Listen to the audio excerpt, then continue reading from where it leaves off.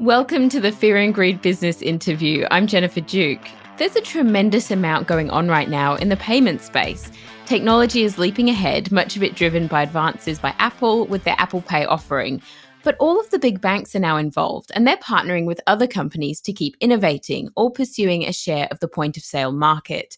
One of the major players is ANZ Worldline Payment Solutions. This is a joint venture between ANZ Bank and global payments leader Worldline. The CEO of ANZ Worldline Payment Solutions is Peter Risker. Peter, welcome to Fear and Greed. Hello, good morning. Good morning. So before we talk specifically about what you're doing in this space, can you give me the lay of the land? Is Apple the one that's setting the pace here? I think this kind of new technology, as you were mentioning, that's exactly what is moving right now with the payment industry. And of course, we have seen this also during the pandemic. And I would say overall, in past couple of years, smartphones, they have been really moving the whole thing forward. And actually, the tap to pay, which is how Apple calls this, that's again a next step, how to bring the payments and a little bit enlarge the whole area. And what I really like about this proposition is that it's really simple. It's very easy to get it. Actually, you can really download the application, you can connect your device, and basically within 15, 20 minutes, you can really start transacting and start accepting the payments. And the next thing, which is also very, very great, is that basically the portfolio of the potential customers, it's very broad. So on one hand, of course, we see this as a great proposition for a small SMB players, for tradies. Basically, you don't need to have any other devices. You just use your phone and basically you can accept payments. But we also see it, let's say, going a little bit more to the enterprise sector. For example, if you talk about transportation or logistic companies, where again, the companies, they don't need to equip the drivers with different devices. They can just use one device. But also we see this really as a great proposition for the large enterprise customers, mainly retailers, because you can basically integrate the solution into your hardware in the shop. And of course, you can make the checkout of your customers much faster. So that's why I really like it, because it's so broad and it's really very easy to use. And we've obviously seen this huge flurry of activity recently, and some of that is clearly this advance in technology. But what else have you seen changing? I think, as I was mentioning, during the COVID and past the COVID, we have seen a lot of this, digitalization and acceleration in digital payment. Definitely, Australia is one of the, I would say, even maybe top 3 countries in the world talking about the contactless. And of course, talking about adopting of the new technology. At least that's my perception, that Australia is very, very advanced. So yes, during the COVID, that was the contactless thing. If you go to the shop, most of the people you will really see they are using their phones, watches, or other wearables to pay today. Of course, there was a huge increase of the e-com, especially online in the pandemic, which is now turning more into the omni-channel solution, because people, they are really also going back to the store and they would like to have this omni-channel experience. But there are a lot of new trends, just mentioning a couple of them. The first one is definitely the things about all the biometry. So all these face IDs, fingerprints, and identifications, which I believe at some moment of time, this can really end up in something we call invisible payments. Really using this artificial intelligence. So just imagine once you just enter the shop, you pick up your goods, and then, you basically pay with your body based on some behavior. But to stay a little bit more on the ground for this moment, we see a lot of the other trends like the metaverse, or the crypto, or these digital currencies. That's really what is now, let's say, coming. And the thing is that we can see a little bit pieces here and there, and I think it's just question of time and a little bit about the scaling that we will experience this much more. So personally, I think it sounds very cool to be able to pay with your body on the way out of a shop. That sounds amazing. But we obviously see a lot of people quite concerned about cybersecurity at the moment. How do you think that that's going to be a bit of a friction in the space? Yeah, I think it's a very important element, to be honest. And I always simplify it and saying basically that the payment experience is about 3S, which is the simplicity, speed, and security.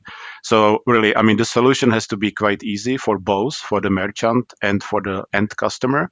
It should be quite fast because, of course, talking about, for example, the experience in the shop, you just would like to make the quick checkout and you don't want, to download something and jump from one solution to the other and so on. And security, that's what you mentioned. I think it's a very important part. And to be honest, some of these new technologies, they are now really facing this issue with these, security thing, but also with the data storing. And I would say, especially in Europe, the European Union is a little bit more prudent on this one. So there is a little bit also the legislative background that need to be developed in some of the countries to basically move on with these technologies. Stay with me, Peter. We'll be back in a minute.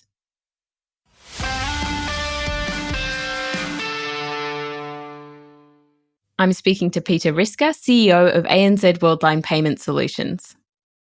Clearly, everyone in the world is sort of thinking about this sector, and in Australia, it's getting very busy. You've got a very competitive job. So how do you differentiate yourself from the rest in this sector?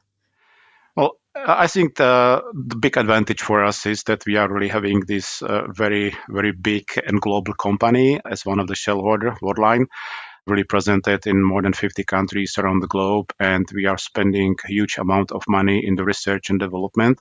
Last year, for example, the R&D spendings in Worldline globally was more than $400 million, just, to give you the imagination. And so that's one thing, to have the proposition and, of course, to follow the trends.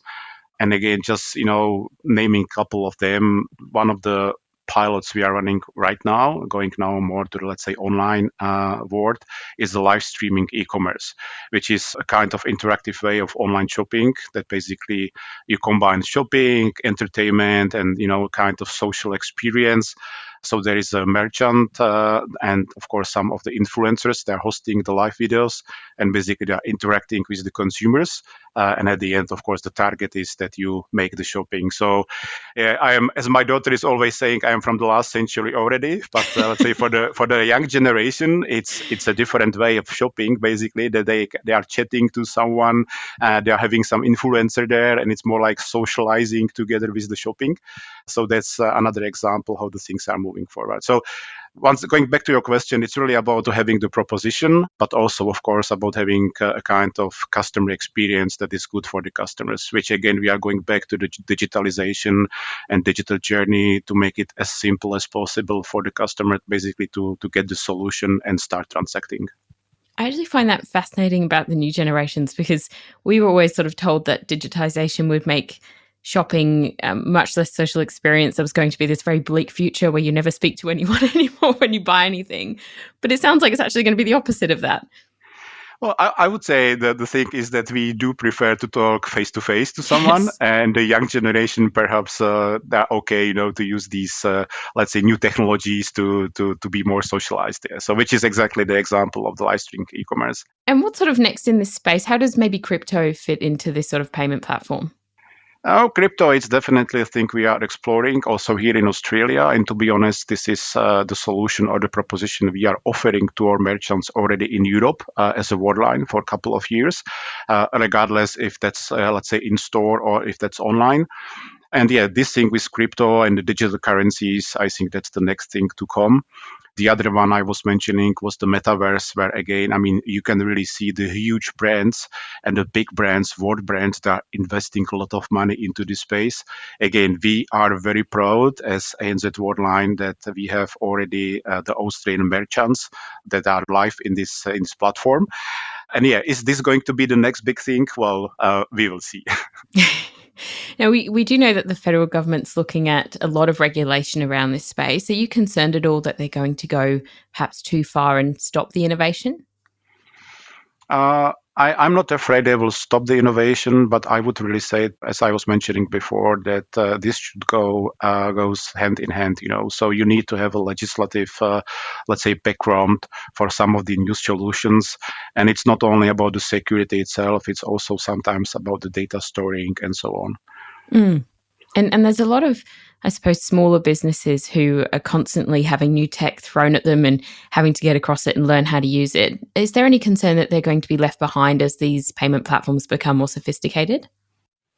No, I don't believe so. I think vice versa. I strongly believe that those, SMBs, they will benefit basically from this. And once again, maybe the Tap on Mobile, it's a good example that basically those are the solutions that at the end the SMBs can benefit. So I'm not afraid that they will be left behind. Vice versa, I think there will be much more basically also available for the SMBs in the future. And one more question, because I'm very curious about this, but are the innovations that you're coming up with, are they sort of led by what you think consumers want? Is that something you sort of survey them and see how they want to behave with the tech? Or is this sort of driven by the retailers, or where do these ideas come from? I would say, that of course sometimes you will end up with some solution or proposition that is not perceived well on the market and it's not really resonating. And I don't want to make any examples, but maybe one of them is the payment ring. Yes.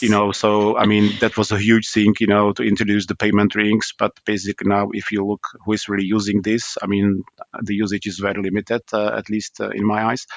But yeah, sometimes it's a combination. But of course, the way forward should be definitely that you need to understand the customers. You need to have a dialogue with the customers. In our case, it's basically both. It's the merchants and the end customers, because as I said, the solution should be safe, easy, and simple for both of them. And then basically, on the other hand, you have some global trends that are coming. And if you are combining this well, I mean, you have the winning proposition. Maybe the next thing I was not mentioning before, but it's also something I'm very excited about, and it's about this artificial intelligence and a little bit we call it the machine to machine. So basically, machines talking to machines, like call it like this. One of the example is, look, if you look today on your car, most of the cars they can actually park themselves. They can park automatically today, Mm. and it's not a big thing to add a card into your car. And some of the producers, by the way, they started doing this already. And the next step is basically that your car is not only able to park, but it's also able to going to pay for the parking. Oh, that'd be amazing. So your car is going to talk to the machine, on the park lot, and basically they will talk to each other and they will make the payment. Yeah. Also in this space, Worldline is basically having a kind of solution, having one platform today in Europe with real life customers, where basically you can really connect your car with fueling, EV charging, and stuff like that. So I think that's the next big thing which is coming as well. I love that. I'm hoping that the next time we speak to you, we'll be talking about the cars paying the bill through the drive-through. It, Which would be it incredible. might take it might take some time, but I still believe I can experience this, in my life. Fingers crossed. Peter, thank you so much for talking to Fear and Greed. Thank you very much. And that was Peter Risker, the CEO of ANZ Worldline Payment Solutions. This is the Fear and Greed business interview. Join us every morning for the full episode of Fear and Greed, Australia's best business podcast. I'm Jennifer Duke, economics correspondent at Capital Brief, and filling in for Sean Elmer. Have a great day.